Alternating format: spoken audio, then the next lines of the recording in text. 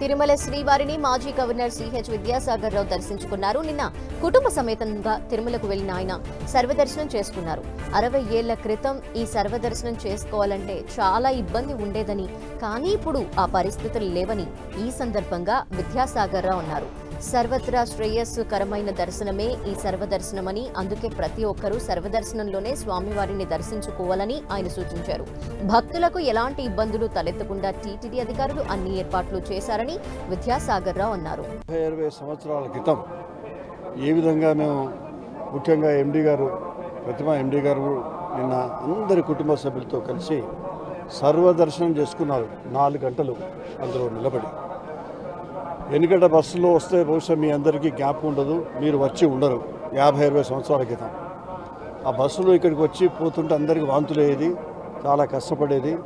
అంతేకాకుండా అప్పుడు సర్వదర్శనాని కోసం నానా ఇబ్బందులు పడేది. ఇప్పుడు చూస్తే ఇప్పటి యువతకు ఒక ఆదర్శంగా మాకు అనిపించింది. నిన్న మా కుటుంబ సభ్యులందరూ కూడా సర్వదర్శనం చేసుకుంటే నేను యువత కూడా విజ్ఞప్తి చేస్తున్నాను, సరిగ్గా అందరు వచ్చి మాకు ఈ దర్శనం ఆ దర్శనం అని కాకుండా సర్వదర్శనం అనేది సర్వత్రా అందరికీ శ్రేయస్కరమైనటువంటి దర్శనం. అది చేయాలి. ఒక 2 రోజులు కాదు, 3 రోజులు కాదు, ఇక్కడ ఉండి చాలా ఆధ్యాత్మికమైనటువంటి భావనలు వచ్చేటువంటి అవకాశం ఉంటుంది.